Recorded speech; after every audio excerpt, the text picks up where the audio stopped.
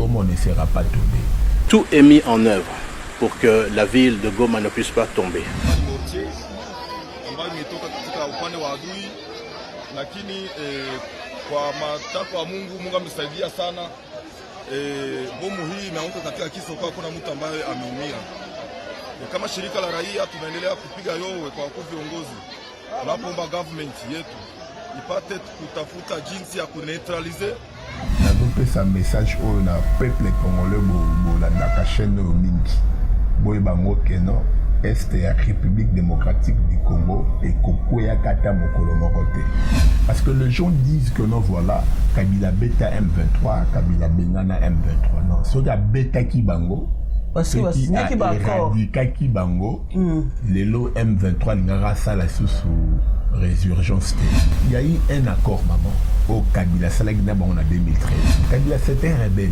C'est quelqu'un qui a commencé sa vie politique dans la rébellion. Aujourd'hui, nous avons une armée multinationaliste. C'est l'armée que Kabila nous a léguée. Joseph Kabila, na Tshisekedi, Baza, Batumi, Bale, Bakeseni. Tshisekedi a collé la vie à politique. Chaque jour, balandi papa na bango bazomona, bakangi papa, basali papa bon. Kabila a collé na tu vois, ce sont deux personnes basant à des configurations différentes. Bakoui ko raisonner ndenge moko. Morazo raisonner sur base, il y a ba hobby.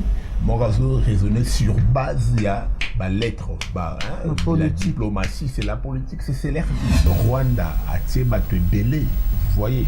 Atie bato belé ya kobwa kambongo na réseaux sociaux baza ko vimisa makambu na ba ko tia ba makambo lokuta Jean-Pierre Bemba beti c'est un lobby bolanda makambu nyo c'est toujours le canal des réseaux sociaux.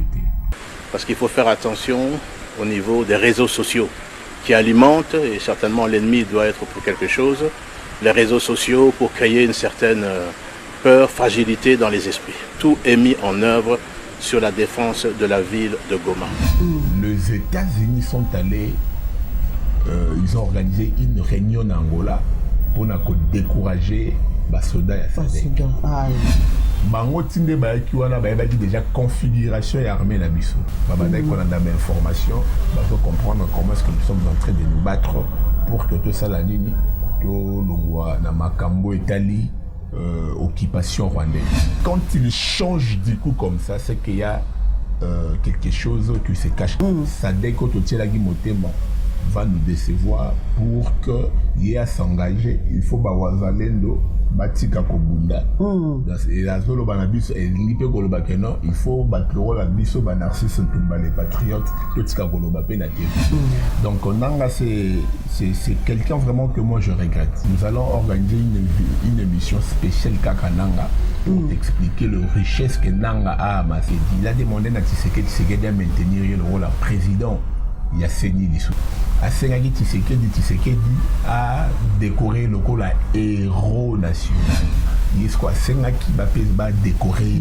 Pas Salini. Tshisekedi a tourné au Salini. On a la commission président. Les ayotés, c'est la population congolaise. Il y avait déjà un monsieur qui l'avait acheté bien avant. Azanaba document naïe, Azanaba mikanda naïe. C'est le monsieur là qui l'a traduit en justice. Makeko Samba. Et bah c'est gaga wapi mikanda ozola kisakeno carré minier ozayo. Aina mikanda batalina o mutwana derrière aina mikanda tezate. Donc il exploitait ces carrés miniers de manière illégale. Domoni frustration naïe à celui qui oh non n'a commis opposant. A commis opposant, on appelle dans candidat président. Lorsqu'ils se sont rendus compte que non, voilà, puisqu'il est devenu opposant au pouvoir, à la source, on a droit, il y a des subventions à l'État, notamment en sécurité. Bah retirer sécurité, on a dit bah bon non non. Policier moro bah yokinzala bah qui pour basenga Moïse Katumbi Mbongo na Kashoboe.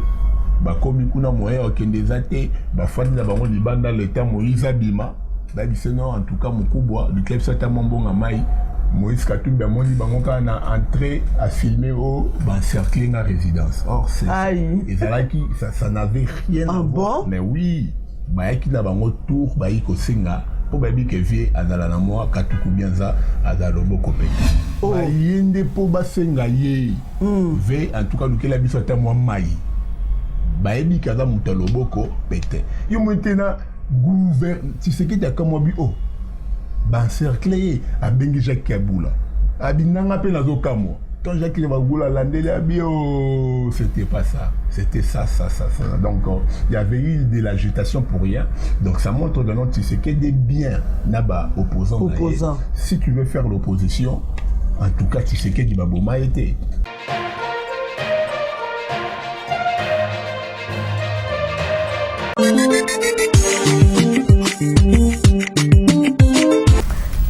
en tout cas bandeko balandi mpe batali ya info Congo Masolo en tout cas tozalaka wana mpona kopesa bino banouvelle to baactualité ya makambo ndenge ezali koleka na mboka na biso RDC pays cher RTC pays ya bandeko na biso nyonso baza à l'étranger Poupon Digbo depuis Montréal alandaka biso pe soutenaka info Congo Masolo nous sommes là pour vous depuis quelques jours to yebi biso so makambo ezaleka na mboka na biso une situation oyo qui dure des années et des années. Solution ezali kozwamate. Nous n'allons pas nous taire, nous allons toujours en parler. Shadrack Kinsala, il y a solo au possible micro lelo. Tozali koloba la situation ezoleka na mboka na biso. Na lingai kolobanga mon côté. Na yambi o azali pe mopanza sango. O azali pe analyste politique na Kombo ya Narcisse Ntomba. Bonjour Narcisse. Oui, bonjour.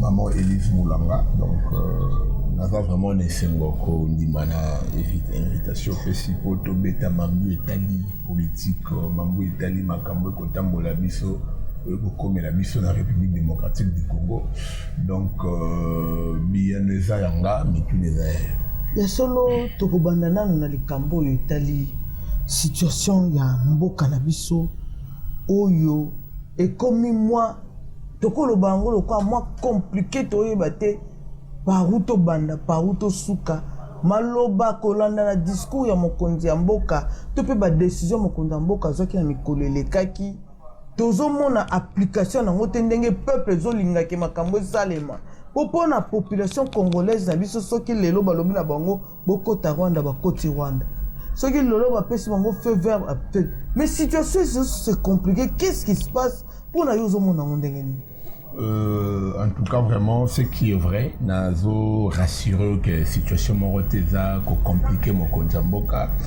en plus situation moko teza compliqué la situation est sous contrôle donc kolandisama na makambo yo ministre ya défense na ministre ya intérieur point baita ko ça na presse très bientôt ça montre que non tout est sous la supervision du chef de l'État, sous la supervision il y a ma force et la sécurité nabiso donc rien vraiment nous échappe donc des informations ébélées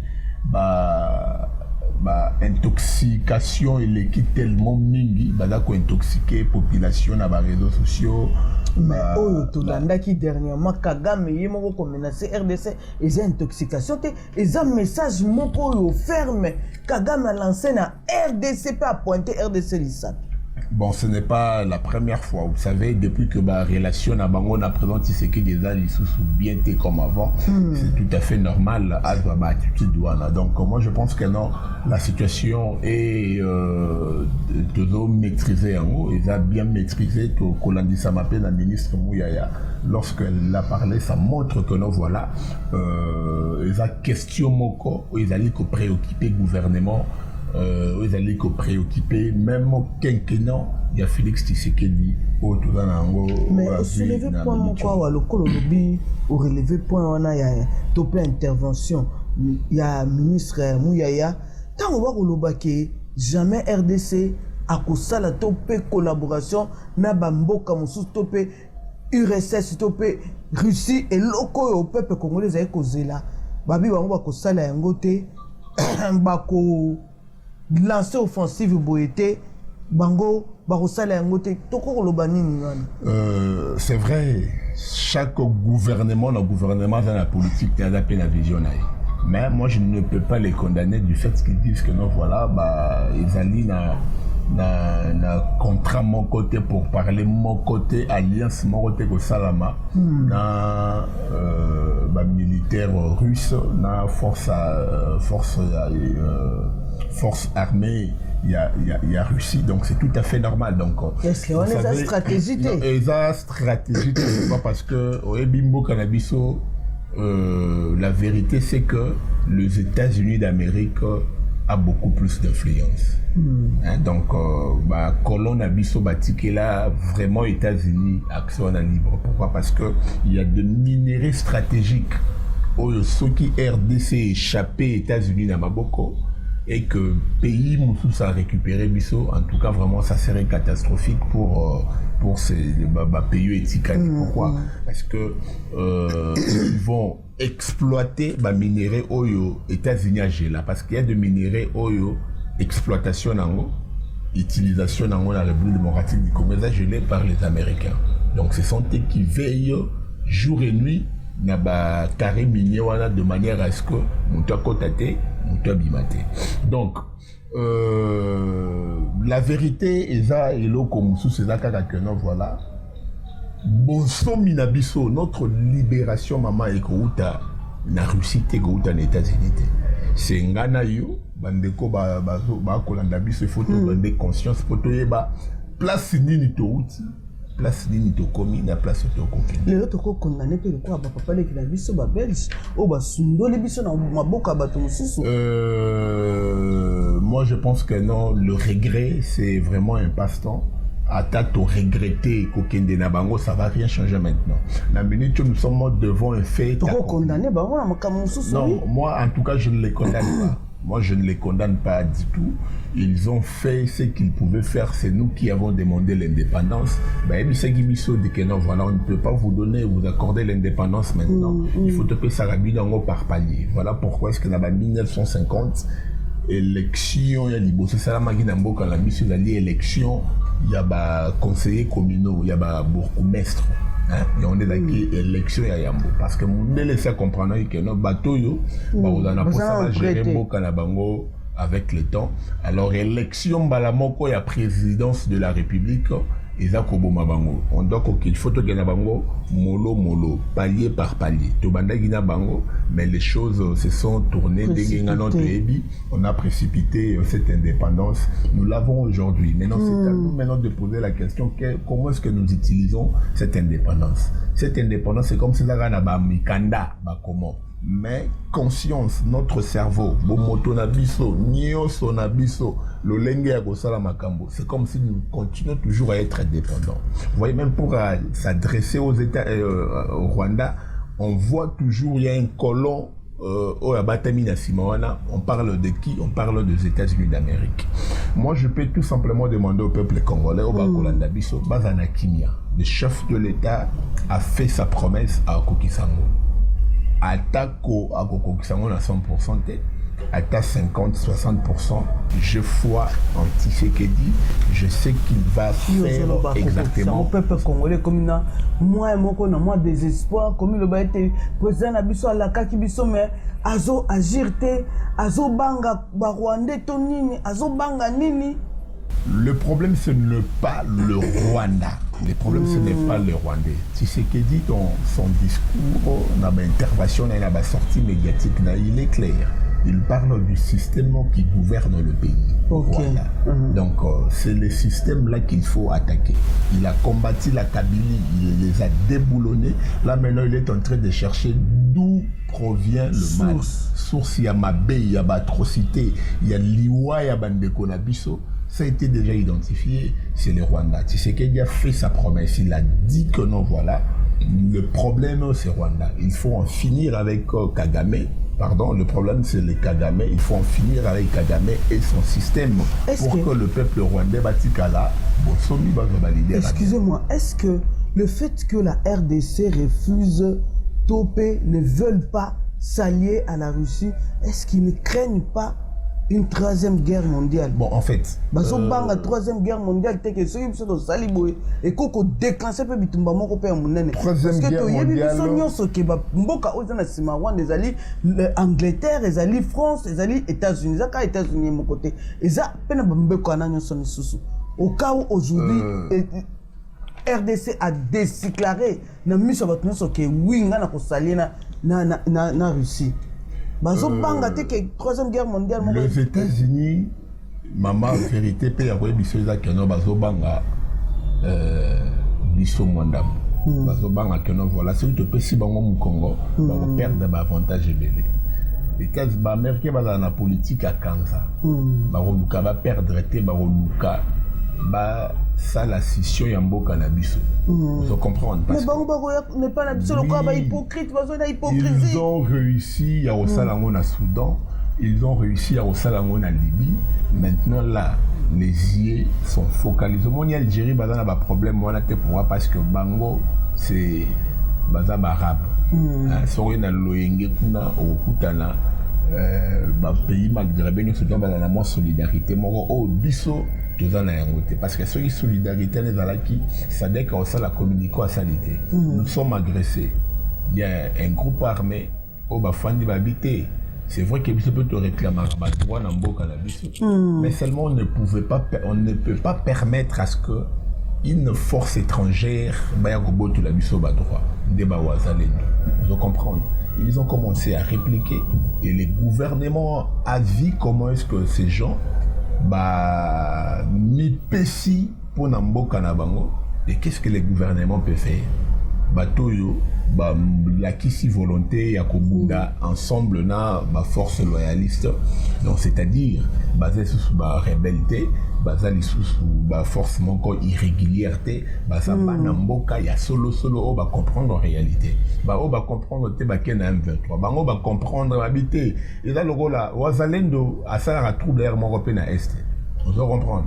Mais la minute choyo, ils ont le rôle à papa na maman bozo so na ndaku monguna côté libino. Qu'est-ce que vous allez faire? Botiki na ba dispute na bino et puis bon ça prendre d'abord na monguna.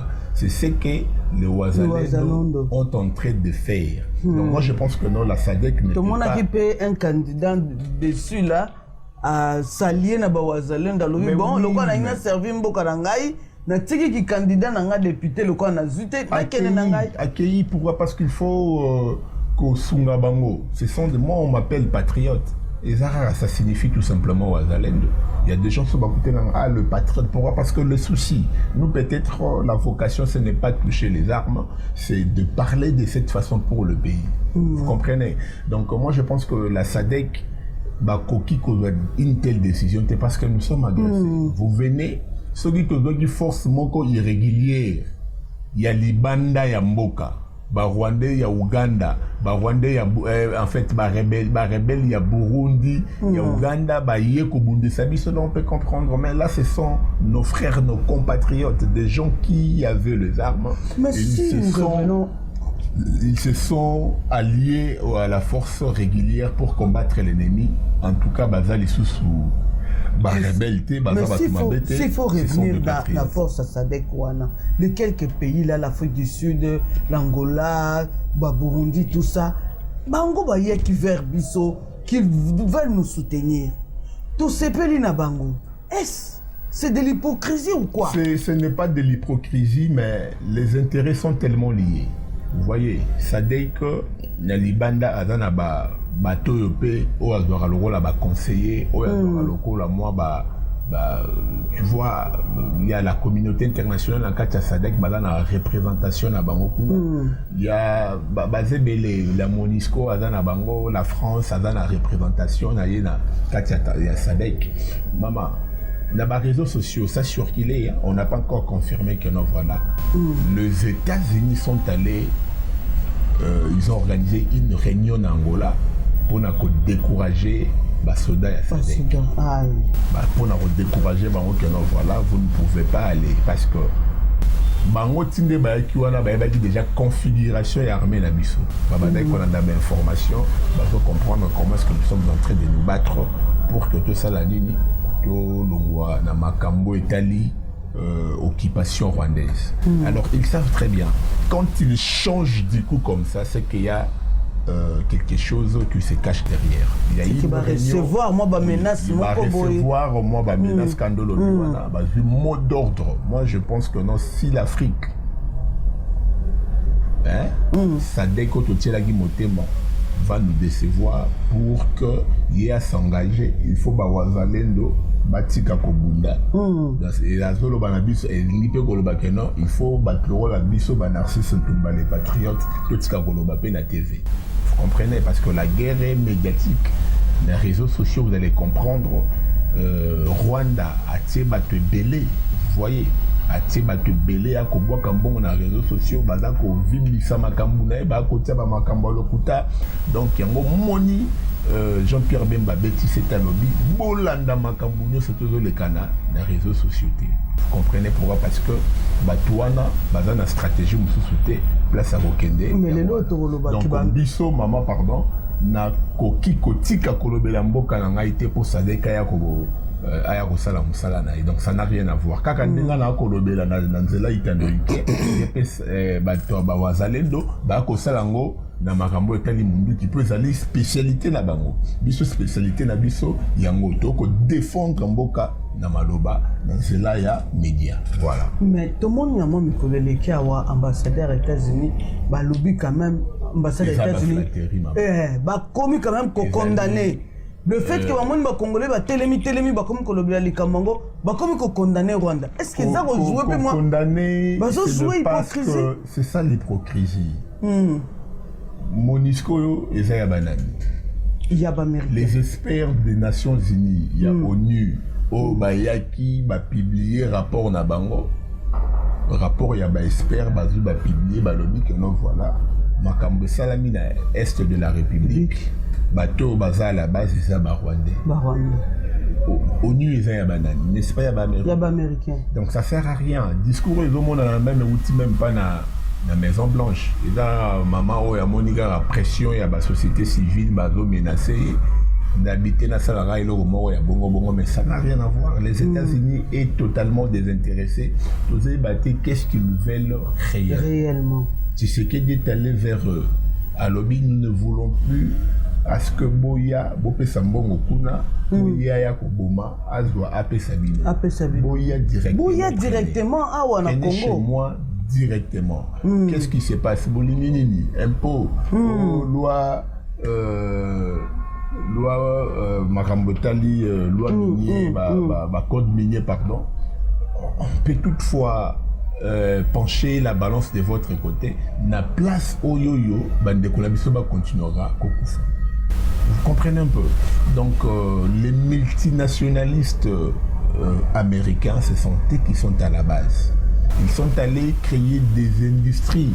Il y a des sociétés, il y a des marambotali coltan na Rwanda. Bazo ça la ordinateur, bazo ça la téléphone.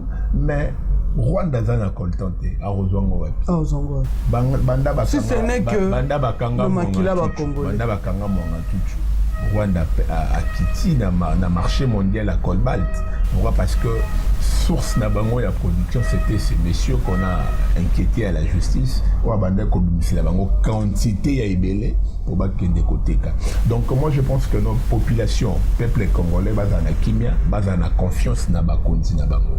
Gomo ne sera pas tombé parce que batuba koloba est-ce que solo on a vraiment assurance ça solo dans la caméra na biso qui est solo et comme koko ya jamais nazo pesa message au na peuple congolais bo la chaîne mingi boy bango keno est la République démocratique du Congo et koko ya kata mokolo mokote c'est que koya ki na 2013 na tangwa Kabila ezali parce que les gens disent que non voilà Kabila beta M23 Kabila Bengana M23 non c'est que beta ki bango parce que éradiqué bango les lots M23 l'ingara ça la sous résurgence té tango zongi ça montre que non il y avait rien du tout.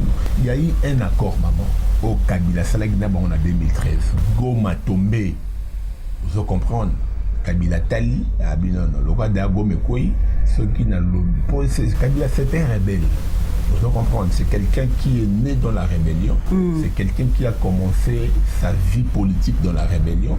Donc c'est quelqu'un vraiment qui connaît Ayebi politique, Boyayebi, Ayebi Karason Minuki. Bango Petang Bako Isara Goma, pour Bakoua qui s'engage mobilisé qui est là moqué. Vous devez comprendre. Donc, tant à Okigo Mekoi, Domonia Bengi M23 Bibo Esto Salini, de négocier. Mixage et salami, brassage et salami. Donc aujourd'hui nous avons une armée multinationaliste, c'est l'armée que Kabila nous a léguée. Aujourd'hui nous avons les institutions polluées des Rwandais, polluées des étrangers, c'est l'héritage que Kabila nous a légué. Aujourd'hui nous avons DG Mouana Sorokei, renseignement Mboka, il y a des Rwandais, je t'ai dit, des pères et de mères rwandais. Pourquoi? Parce que ce sont des gens qui sont entrés dans l'institution Yamboka sur base de l'accord Oyo Kabila Salaki secrètement dans la rebelle. Est-ce que penses-tu qu'aujourd'hui le président Félix Tshisekedi a résisté Tissouka n'a pas signé l'accord? Le président Tshisekedi que moi je connais, Tshisekedi c'est un politicien. Il est différent de Joseph Kabila. Vous comprenez? Kabila, il a fait... Non, c'est ce que je suis en train de vous expliquer. Joseph Kabila, na Tshisekedi, baza batuni bale bakeseni. Tshisekedi a collé na vie politique. Chaque jour, balandi papa na bango bazomona, bakangi papa, basali papa bon. Kabila a collé na tu vois, ce sont deux personnes basant à des configurations différentes. Bakoui ko raisonner ndenge moroté. Vous comprendre. Morazo raisonner sur base, il y a ba hobby. Morazo raisonnait sur base, il y a la lettre, la diplomatie, c'est la politique, c'est leur vie. Donc, ici, nous avons un président qui est vraiment stratège. En tout cas. Nous avons un président qui est vraiment stratège. Personne ne pouvait croire que non, aujourd'hui, Kabila pouvait, la Kabylie, parlant ça de cette façon, on pouvait conjuguer ça dans le passé. Aujourd'hui, il n'existait pas. Là, on dirait, au moins, il y a un peu de Simbiriki, sera Melima ya Koko. Au moins, la fin de la bilanga Koko, ça langue, Sitra Koko. A Fongolini Subo, Yokani Sora Zotalo, Kessialani. Donc, c'est ce qui est devenu FCC Lelo. Donc, le rôle à Simbiriki, à Yenega Koko, na bilanga, maintenant, ça, à tout moment, il y a des élections, ça n'a rien à voir. Ils n'ont pas la politique. Il y a un moment, ils ont tellement perdu sur le plan politique. Ils ne savent pas comment revenir sur le plan politique. Pourquoi? Parce que Kabila, PPRD, FCC, Bangonio, surtout, ils ont commencé la politique une fois Kabila était déjà président de la République. Tu vois déjà les dangers. Donc, vous commencez la politique au sein de l'opposition. Vous kimigazité. Bureau, il y a climatisation. Donc pour réussir la politique, il faut qu'il m'agaze. Non mais oui, il faut d'abord commencer comme il dépêche. Oui, il faut d'abord commencer comme il dépêche. Meli bagaz. Il dépêche d'abord. Attends, le pouvoir échapper, on va zonger l'opposition. On continue toujours au sein de l'opposition radicale. Il y a politique, il y a opposition, il y a Moïse Katumbi, républicain, tu refais la peine à l'institution, tu refais la nabino, ceux qui vont attends un poste ministériel, les Angi. Non, ça ce n'est pas être opposant. Vous comprenez? FCC va dans la perte à vitesse maman de Moni, Babina na Robini Samotu, Bazo Batindi John Babitenga na Okendete, de Moni Nanga a suivi risque. Donc Nanga a okisi banane Sony. Nanga a okisi famille na Sony. Natanga kombwana mais on a vu hésiter ko tanga komba Nanga. Nanga position azulelo vis-à-vis du peuple congolais. Puisque Nanga n'est pas un Rwandais, Nanga c'est un Congolais. Mais dis-moi d'abord, Laurent Désiré Kabila est Rwandais? Non. Mongoli na Katsandaku, Bati Arabiso l'église, ceux qui Monguna Lina Côte force de coopération, force de aval, na moto boakane na bozane na ndaku. Ceux qui assis azoué kuna, n'y a ce que beaucoup t'aiment beau compter beau, beau ça là ba constat y a ba dégâts. Donc Nanga c'est quelqu'un vraiment que moi je regrette. C'est vraiment quelqu'un que le pays a tout donné. Le Congo a tout donné à Nanga. Nous allons organiser une émission spéciale Kaka Nanga pour t'expliquer les richesses que Nanga a amassées. Kaka Tanga a commis président Yasseni, na vous comprenez? Ma frustration et ça va terre à terre. Ce n'est pas ce qu'il dit là-bas de Oyo il a Sengaki Tshisekedi. Il a demandé à Tshisekedi à maintenir le rôle de président. Il a saigné des sources. Tu vois, Tshisekedi a Italie a mis maintenant moto. Il y a quand même le rôle à proclamer un président, c'est qui a organisé l'élection, il y a bien. À tirer des côtés. À Sengaki Tshisekedi a décoré le rôle de héros national. Na rang il y a Kabila Lumumba. Vous comprenez? On les a sentir à souka cordon, il y a coordination, il y a souka, il y a nini, on va bien to andemba na tonto ba na sentir à souka kotaso. Donc on les a et loko ya souka so il va pesio médaille balobi ba. On sentir noir. Non, 12e dame maman. Kabila Lumumba. Donc on les a 12e dame. Il y a quoi senga qui va décorer. Ba décorer pas Salini na Congo. Au Salini on a commission président binon les ayoté c'est la population congolaise qui m'ont voté, qui m'a voté pardon. Il a commis eloko yo nazalelo. Les ayoté li comme nom sous ces années. On dit comme nom sous ces années ba carré mini. C'est moi je n'ai rien à voir. Carré mini c'était une récompense. Tango ba boutique ba makambo ba pesi FC après ça FC 400 IP député boé. Vous comprendre. Par récompense, le monde bazou ba pesi carré minier au sala ozongi ça donc ça va bon non soko silisi après salinini ozongi l'état. Mais le problème c'est quoi? Carré minier ba pesa qui est il y avait déjà un monsieur qui l'avait acheté bien avant azana ba document na yé azana ba mikanda na yé. C'est le monsieur-là qui l'a traduit en justice. Makeko Samba. Nanga binisa mikanda oyo. Kabila pesa. Ya ninte. Kabila ngani kutu basenga kaka wapi mikanda oyo zo la kisake non carré minier. Carré minier ozayo. Aina mikanda batalina oyo mutu ana derrière aina mikanda tezate. Donc, il exploitait ces carrés miniers de manière illégale. Illégalement, puisque le pays n'avait pas des autorités. Il n'y avait pas, l'État n'existait pas pendant tous ces temps. Alors, lorsque l'État y est, il faut automatiser Bidjamboka, il faut balander l'agneau surtout. Monique, non, ce monsieur n'était pas dans ses droits. C'est ce qu'il a dit, je suis venu pour... c'est pour l'état des droits, transformer ce pays, donner à ce pays le valeur à zone héritée.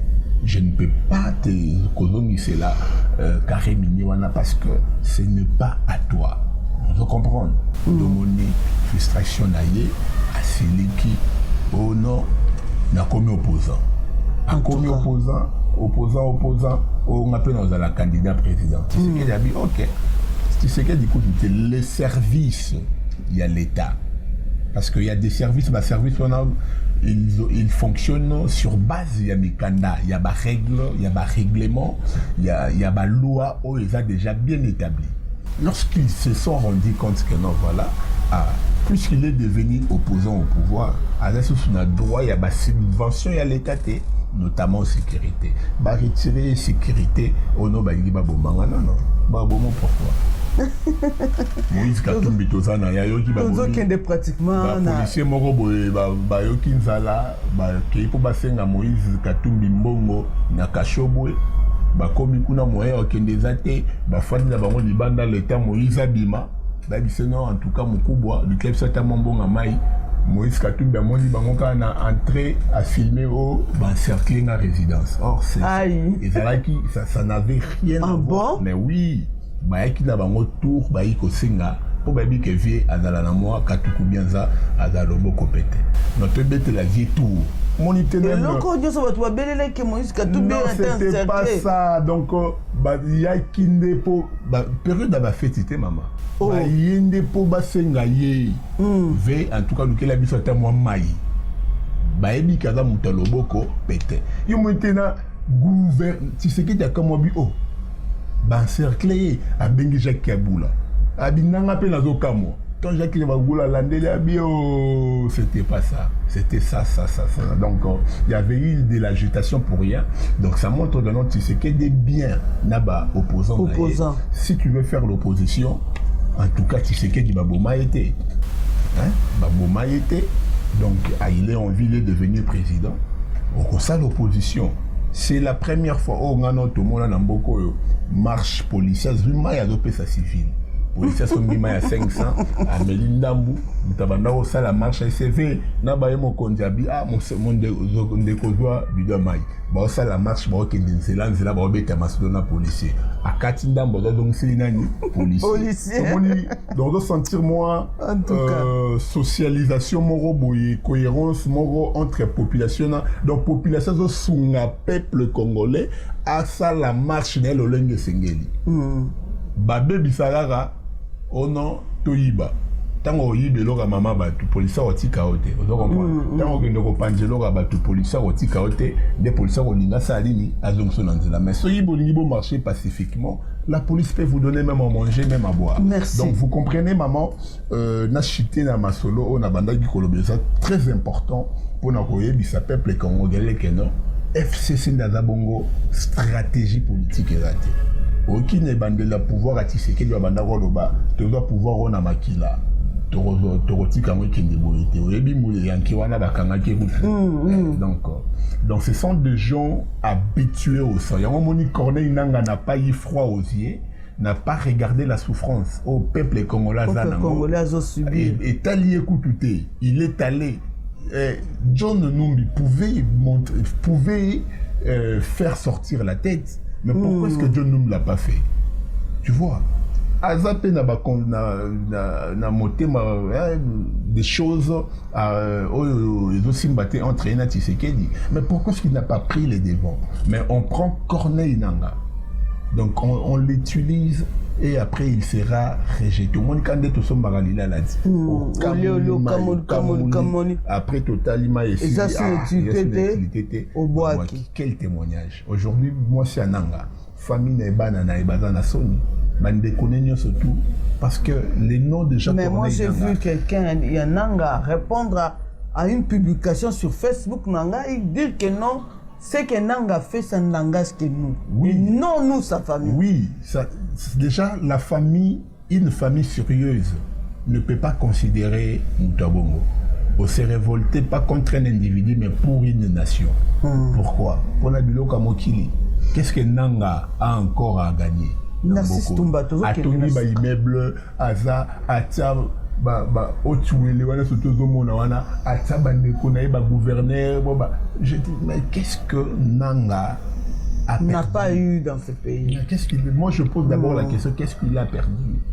Oh yazalaki nangote, oh yazalaki nango ba botoni dans l'état. Donc ça fait tellement mal.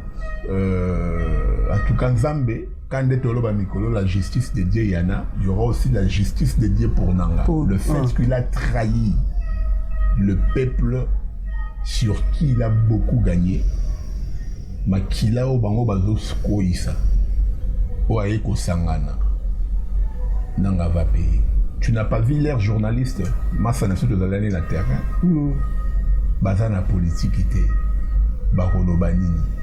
Baloba boeti c'est auto marché bon marché la police accompagné bango tout ça la bo sala babité muto politique ayena ngoza ya makasi c'est pas bataminduki akimi atiki caméra atiki micro c'est pour salir notre métier noble akiko koma communicateur ya bato yo ba ko décapiter population congolaise bazo bomba ba maman na biso bazo violer bazata na respect ya ba maman te. Donc maman il y a beaucoup à dire dans cette émission mais yo moyebi que TV Zangonga to comme pratiquement na suka na ngi tout ça moi parallélisme to peu comparaison il y a guerre il y a Ukraine na guerre il y a RDC et ko sala kaka pasi na mawa. Au monde en Ukraine, tant que Russie a envahi, ceux qui ont été chaîne ya bango, chaîne na bango France 24, bandika ya rouge nase, banda rouge ba écrit pembe urgent.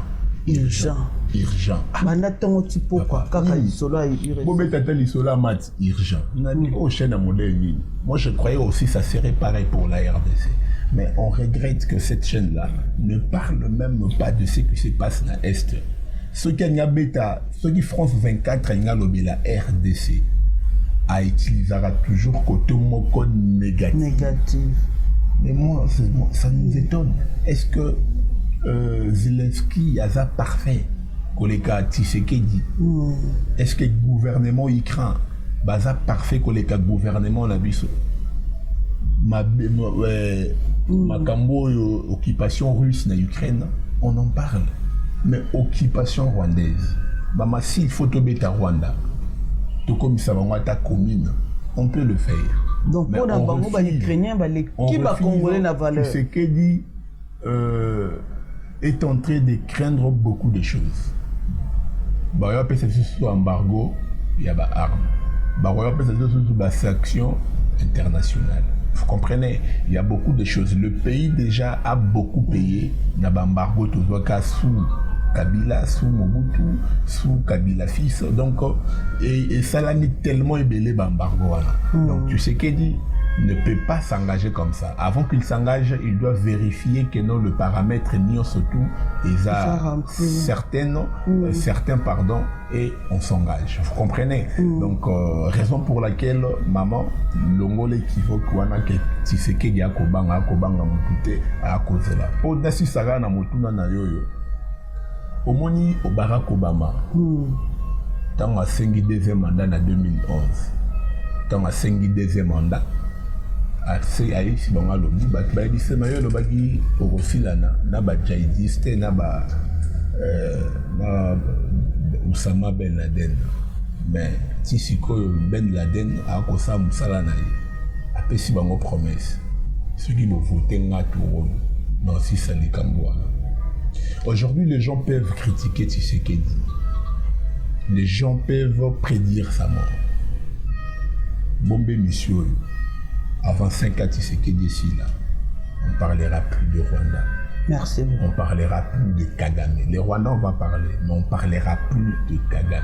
Il y aura un autre président. On ne parlera plus de la guerre à l'Est. À l'Est de la République, il y aura la paix. Kangelo, on a vu ça. Donc, comme ça, on peut maman la ville. On va créer des institutions là-bas.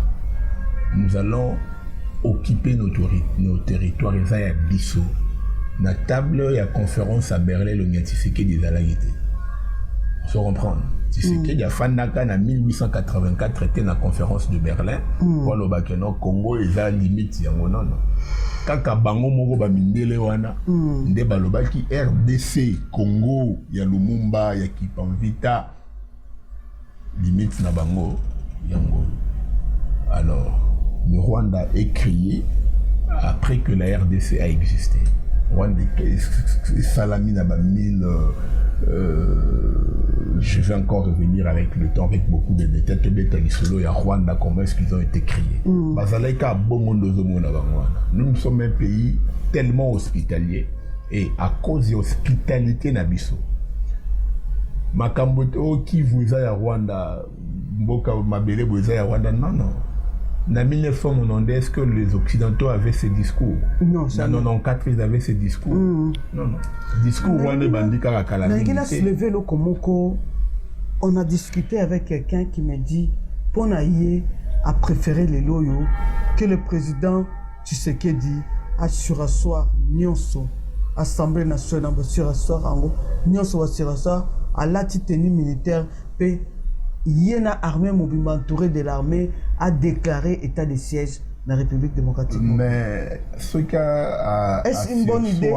À sursoir, l'institution Lobiwana a rejoint Kitiso Azolukate parce qu'il a besoin du Parlement, des chambres du Parlement pour Bapé Sayen Ningisa, il y a état de guerre. Mamako déclaré guerre Namboka. Ils ont des besoins mon amoté. Guerre is élection té. Élection quand il y a pas ambassadeur coûté 1 milliard et quelques.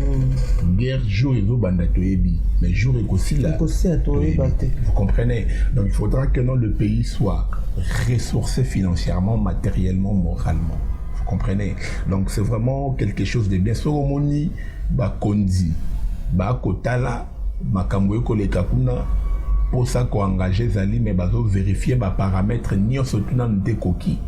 Donc c'est-à-dire ba ebeloko ba ça. Vous comprenez donc ici tout j'étais au prendre Nicolas Nabangote, on doit encourager beaucoup plus le gouvernement. Il y a Samaloukonde, on va encourager le président de la République parce que dans la grâce il y a politique naïe que non aujourd'hui il y a une loi où ils ont coupé ça armée Nabiso force ça a été voté na parlement.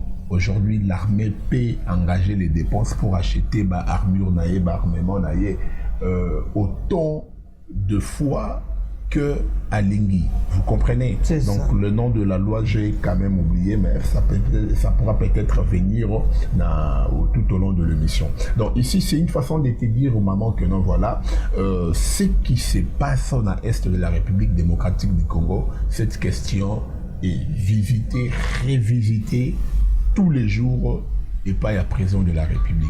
Donc ça étant. Aujourd'hui, les États-Unis, il y a Ben Laden. Ben Laden, avec Bofandi, Boya déposé bombe. Mais aujourd'hui, on ne parle plus d'eux. Donc, un jour, on ne parlera pas aussi des atrocités que nous sommes victimes à l'Est de la République démocratique du Congo. Pourquoi? Parce que nous avons des gens qui nous assurent déjà le meilleure chose à venir. Donc, voilà. Merci beaucoup. Merci Tumba d'avoir répondu positivement à notre invitation. Et M. Sidi, bon, makambu ya gouvernement. Makambu gouvernement. Aïe. Tout bas, c'est moi, ministre, qui est bon à gouvernement. Bon, toi qui est gouvernement, bah, oh, bah, une députation, et c'est un bah, côté de sous la carte à gouvernement. Et vous avez vraiment décision, mon il y a bien. Hein? Mais, le président de la République faisait le rôle à papa. Bah te belé, bah qu'il y a une députation, c'était exact parce que bazana ma coquille au sein de la gouvernement, mais ils sont allés là-bas juste pour maximiser ma chance na bango politiquement. Vous comprenez? D'abord, Mouto Yoazan à Parlement, ça montre que non, c'est une personne qui a une base. Il y a une population qui a lier confiance. Ceux qui ont parmi les membres du gouvernement et qui ont mais au moment où l'élection est là, qui jusque-là, résultat est là, le mal maintenant c'est quoi? Il ne faudra pas tous les ministres Bimilaga Kawapi na Parlement. Bazwata Mwandambu, Batomalam, Batomaele Bazali. Dans le rôle à moi, je suis honorable Akassia Bandubola, Yebisanga.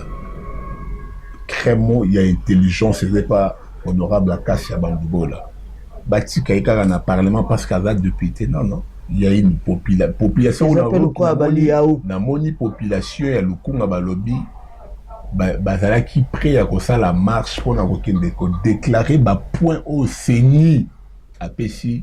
Maman Akassia Bandubola, ils ont mérité n'a été. Pourquoi est-ce que je parle de Akassia Bandubola?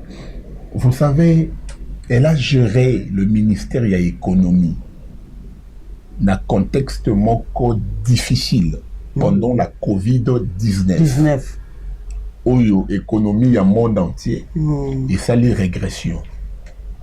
Il faut comprendre, c'est lorsque les nommés aïe à Kouti carburant, essence dans la station de Tekamana, 2100 francs, litre manquant, 2100 francs.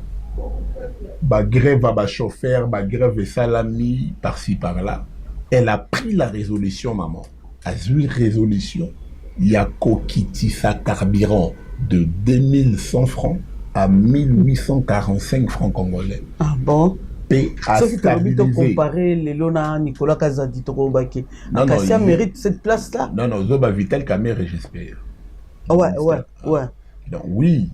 Bon, je ne pense pas. Mais Ndena Ebeli, honorable Akassia, a visé les sous-soutés qu'Ozala, le rôle à ministre de l'économie. Vous comprenez? Parce que elle a fait des. À moins que la population va mobiliser, c'est Maman Zonga Kuna. Parce que quand elle était là, à stabiliser Priwana, à réduire en haut d'abord, puis à stabiliser en haut pendant 2 ans, carburant tikala komata 1900 francs te ata 1850 ekomate esukaka na 1845 francs si à Longwe aujourd'hui comme il a 3300. Mais je te dis, c'est pour te dire que non, voilà, le pays il va à risque. Pourquoi? Parce que Vital Kamerhe Rolo Bapessi a joué dans le ministère de l'économie. Vital Kamerhe n'est pas un technicien. Vital Kamerhe c'est un diplomate. Vous comprenez? C'est quelqu'un qui est mieux mais pour il n'est pas le économiste aussi. Oui, mais c'est ce que je dis. Il n'est pas technicien. Donc, c'est-à-dire, économie, technicien. Il faut être technocrate pour gérer le ministère de l'économie, au gérer budget, au gérer finance, Yamboka. Vous comprenez? Vital Kamerhe, il est intelligent, il est bon. Mais le ministère de l'économie, monter baganga qui dollar eko kitana san na emoka iko wanga na avec l'état bi boka ki bo plaxanga vidéo iska na loba que dollar eko kitana nini na en fait ce n'est pas lui qui à la base il y a monté excessif il y a dollar non il n'est pas dans ça mais poste naïe si vous voulez sentir Vital Kamerhe dans la gestion cette analyse là nous savons nous-mêmes aussi que non économie en boka simami pe na production nango un pays qui ne produit pas vous voulez que le dollar est baissé dans mais oui l'économie de notre pays pas seulement de notre pays il y a monde entier ma pays surtout est lié au moins à 5 ou 10 ministères il y a les ministères des infrastructures ceux qui les habités ça va créer des conséquences dans ma prix sur il y a ma produit des denrées alimentaires sur le marché. Et au moins temps moroboye ça qui a fait comme arabe 155 000 francs congolais. Bah série par Narcisse Toubato la heure. Gouvernement siko. Oui. Narcisse Sarah loko. Ça qui a foufou ko utana bandundu. Bah côté kango na 155 000 francs congolais. Akasia Bandubo la ministre à l'époque a bengisi ba maman bazoteka ba fufu wana mais bozongo kaka ana mboka habité maman ba barrière et les kebele si to longwa Bandundu to ko mala Kinshasa wa 75 barrières il y a fortune abi OK Yemoko elle s'est impliquée vous comprendre maman wana kei elle a identifié toutes ces barrières de fortune à Longoli Yango tant vous faites comme Koyamba la Mokawa, ça qui est 85 000 francs. Vous comprenez, notre tomba foufou na 85 000 francs lorsque la maman s'est impliquée. Ici, il y a Sungara Rabato Vital Kamerhe, il y a Sungapel Bivindeko Vital Kamerhe, Lipe Mataki. Ministre économie Fandara na bureauté. Faut qu'il t'en a marché, autant la prix, il y a biloko à na marché. Maman na okilipe mati a longwe na bureau na climatisé a eti na pen victoire a simbili pa bi boleki sango levire bozongi sa grammage ndenge zalaki mundela loba boye bozongi sa grammage mama grammage alipa ezonga ndenge ezalaki mais tangu kaka akasi bandubo la longwe tala lipa ya 300 francs za lisusu akasi tiragi lipa 300 francs il y a 500 francs comment il y a 500 de il y a les lois comme il y a 200 il y a kala donc vous comprenez que non voilà bana basi bah ça peut important il y a on a au senga na président de la République na sengotia honorable Akasia Bandubo la premier ministre donc il défenseur Akasia Bandubo la l'émission non na zape mutu ya Akasia Bandubo la té mais seulement ici la ligne na senga na chef de l'état soki tokoki kozwa premier ministre Gonzalo Loko Malam. Déjà, premier mingi, dans la poste, il y a premier chef au gouvernement, à la moine moisi. En tout cas, vraiment, ça va nous faciliter la tâche de beaucoup de choses. On va aussi dénicher ma compétence. Il y a Bana Bassi, Bazebele, Maman F. Bazali, Bazali, Stéphanie Mbombo Bazali, Bazana compétence. Le président de la République, Atala Naïno Sakri, on a Bazebele. Mais ce qui a Senga Vinanga, en tout cas chef de l'État, Talanan ba prouesse, il y a honorable Akasia, Tangalaki ministre, il y a économie. Talandé économie, on met ici Vital Kamerhe Pema. Merci. Parce que ça monde n'a été. Merci Chadar Azo, déjà signe. Merci. Parce que je suis allé, il fallait expliquer population. Dans une année, Torokende la fête, il y a honorable Akasia Bandubo là, Azozoa, doctorat naïe, il y a économie. Donc, eza matière na ye, eza bilei na ye. Économie, c'est son monde. Elle vit là-bas, elle s'est habituée des chiffres, elle a les stratégies. Elle connaît ce qu'on appelle la régulation interne. Merci. Merci Narcisse Toumba, merci Nabino Sobolanda, Rebiso partout dans le monde entier. Et Bongo Bandeko Nabiso Nyonso Kuna na Paris. Christelle Bakanda, en tout cas, Topesio Mbote. Lydie Mbouikena, Topesio Mbote, place Bozali. Bandeko Nabiso à Paris, Boukanga Kala. Bandeko Nabiso à Belgique, Boukanga Kala. Dinamboui, Topesio Mbote, Topesio Mbote P. Na bienvenue Mokambi, la place Azali. Vraiment, Bino Nyonso. Bino Bo Akourage, Rabiso Bo Soutena, Rabiso, na Katia Banana, tant que ça, Banalise, Nabiso Boye. Tokozonge la Poupon Digbo depuis Montréal. Brigitte Ngalou na Montréal, Bandeko Langa Nyonso Montréal, Topesio Nyonso Mbote. Alors, merci. Merci aussi à Sandra Kinsala qui tient la caméra. Merci à tout le monde qui nous avait suivis du début jusqu'à la fin. Alors, je vous dis au revoir. Nous allons nous revoir prochainement. Bye. Bye.